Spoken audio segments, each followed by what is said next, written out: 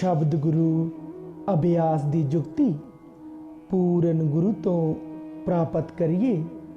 चलदी रहे श्वासां दी माला, जिउंदे जी भवसागर तरिए।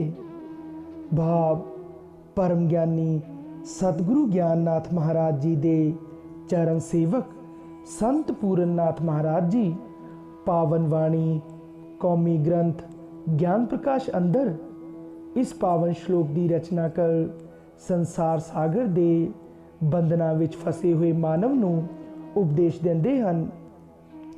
हे मानव, पूरन गुरु भाव सच्चे सतगुरु तो नाम शब्द और नाम जपण की जुगती प्राप्त कर श्वास श्वास प्रभु सिमरन करते हुए जिउंदे जी ही इस संसार सागर नूं पार कर लईए। हे मानव, ये मानव जीवन तैनू मोक्ष प्राप्ति लई ही मिलिया है।